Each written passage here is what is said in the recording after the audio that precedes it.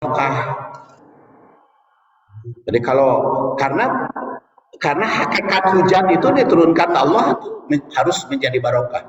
Maka kita harus menyambut Allah menurunkan hujan yang mengandung barokah sehingga menumbuhkan berbagai tanaman. Oleh karena itu setiap mukmin harus mempersiapkan diri untuk mendapatkan air hujan itu penuh barokah. Jangan sampai air hujan itu turun jadi bencana, karena hakikatnya membawa barokah dan keturunan bagi manusia. Tapi ada juga yang cek orang luar bencana, tapi bagi mereka mah barokah. Kan ada itu yang tempat seneng hujan tuh, karena kalau hujan banjir, kalau banyak banjir maka sumbangan pada datang. Itu ada yang mau direlokasi, pemerintah menolak. Mereka senang di tempat yang banjir, karena begitu hujan banjir sumbangan masuk. Jadi ada, jadi mendapat barokah juga dengan cara demikian, cara banyak sumbangan. Jadi itu pernah, bukan saya yang meneliti, tapi ada informasi begitu di beberapa tempat ketika nyumbang, dipindahkan enggak, kami sudah senang di sini, sudah biasa banjir itu. Ini barokah juga.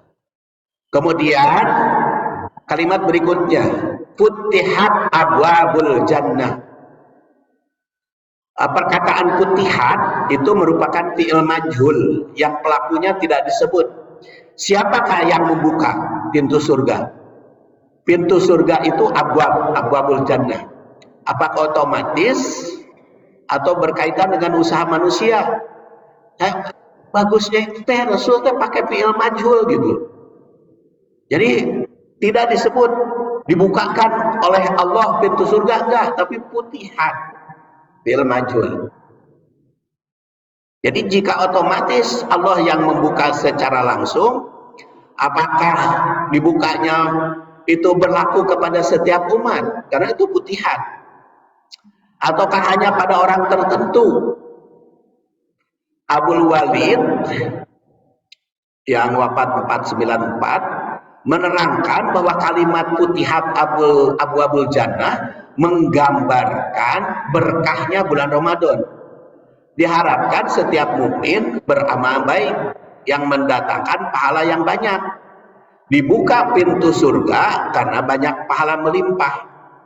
Disebabkan saum di siang hari, qiyamul lail di malam hari, dan mengamalkan apa yang menimbulkan pintu surga. Jadi pintu surga dibuka itu karena amal manusia. As-Suyuti yang wafat 911 Hijriah juga mengemukakan bahwa pintu surga dibuka karena banyak umat yang menggambarkan kebaikan. Jadi seperti saum, qiyamul lail, berbuat baik, tadarus dan sebagainya. Dan menurut beberapa riwayat seperti Ahmad nomor sekian dan itu Ibnu Majah, jadi menggunakan redaksi itu tuftahu, jadi ada futihat, pasti dibukakan ada tuftahu. Dan Ibnu Majah itu tuftahu juga. Kemudian menurut Al-Bukhari itu bukan abwabul jannah, tapi abwabus sama. Pintu langit dibuka itu. Sedangkan menurut riwayat Muslim yang satu lagi, bukan yang dikaji di sini, itu yang nomor 1794, kalimatnya futihat abwabur rahmah. Jadi yang dibuka itu ada pintu langit, ada pintu surga, ada pintu rahmat. Kalau redaksi Rasul itu beda-beda, bisa saja Rasul beberapa kali bersabdanya mengganti-ganti gitu. Makanya banyak riwayatnya. Ada yang menyebut pintu rahmat, ada yang menyebut pintu langit, ada yang jadi pintu rahmat surga itu terbuka di bulan Ramadan.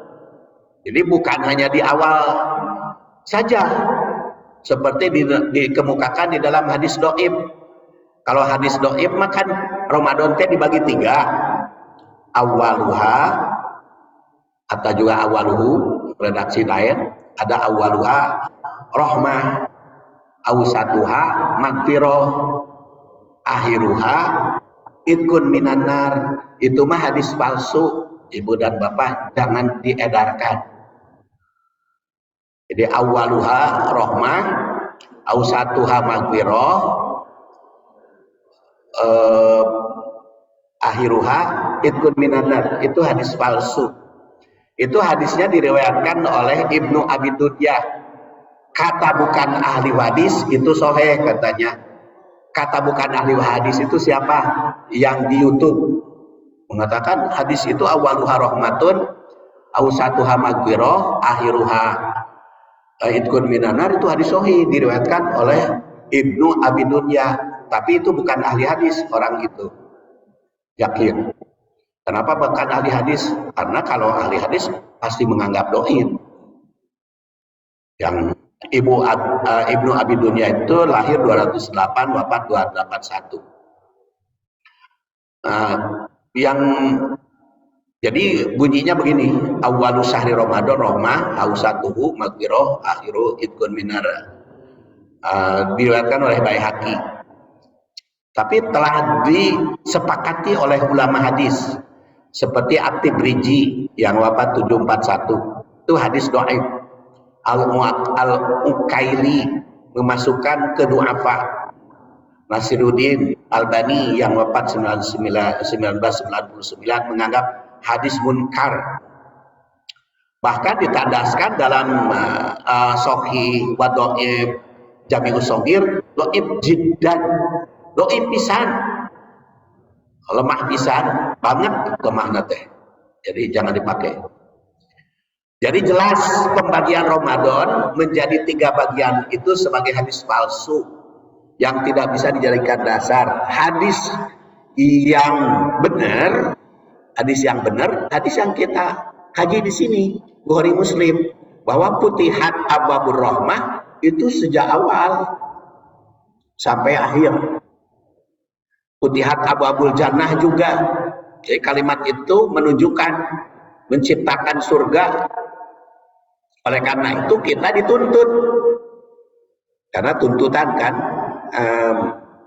redaksinya 3 tuntutan, maka kita dituntut bulan Ramadan itu 1 membuka pintu surga.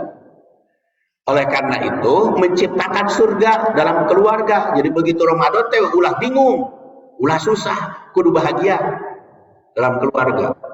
Ciptakan surga. Apa surga itu? Ya kesenangan, menyenangkan. Perbanyak ibadah agar pintu surga terbuka. Curahkan kasih sayang sesama umat. Karena kan surga itu, surga rumah tangga itu kan kasih sayang. Sakinah mawadah rahmah. Kemudian kembangkan segala kebaikan agar barokah. Kemudian senangkan semua anggota keluarga supaya pintu rahmat terbuka. Kedua, gulikot abwabun nar.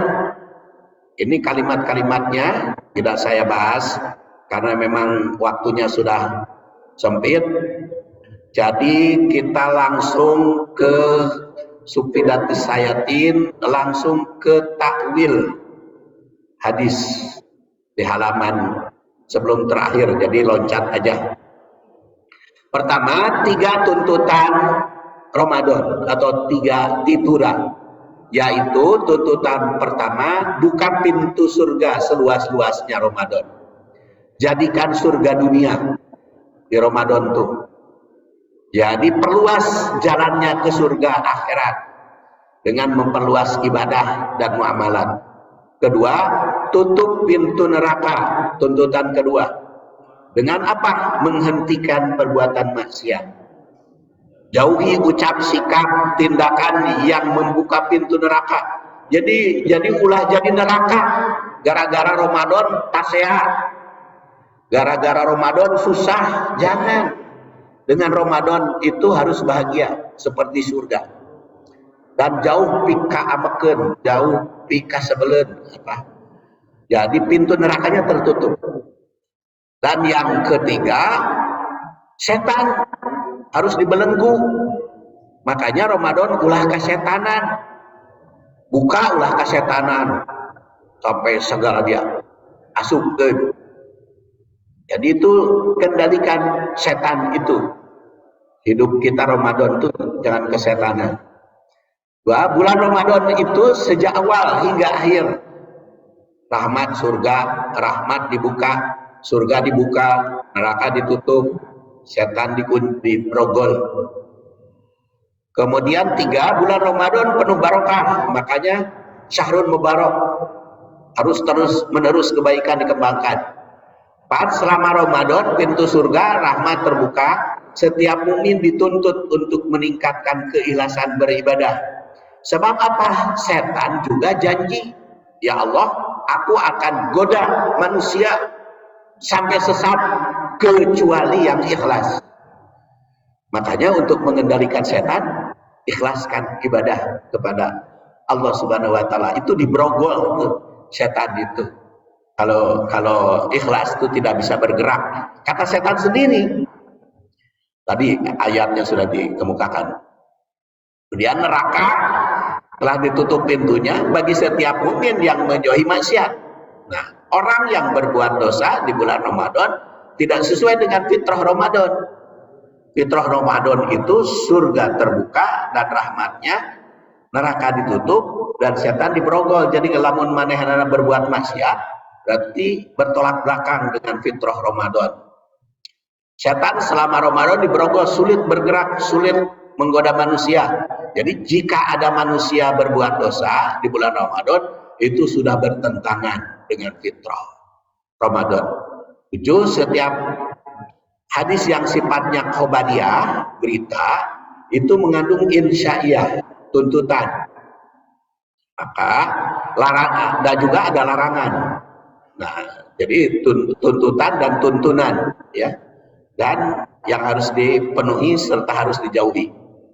Tatbiknya, hadis tentang fitrah Ramadan yang penuh barokah ini, ke-7, mengandung nilai pendidikan. Pendidik bertanggung jawab membukakan pintu surga dengan mengembangkan amal ibadah, baik ritual maupun sosial, agar pintu surga terbuka dan kita bisa memasukinya.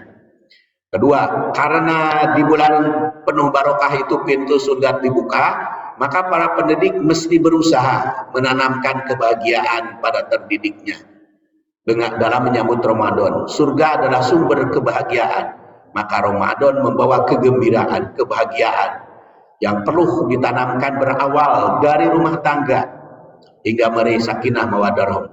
4. Agar di hari kiamat bisa bersama orang-orang yang dicintai, maka kita perbaiki terus-menerus selama bulan Ramadan tersebut. Karena sudah jam 6:08, sudah masuk waktu sholat isyraq. Kita akhiri saja. Mudah-mudahan kita ketemu lagi di waktu-waktu yang akan datang.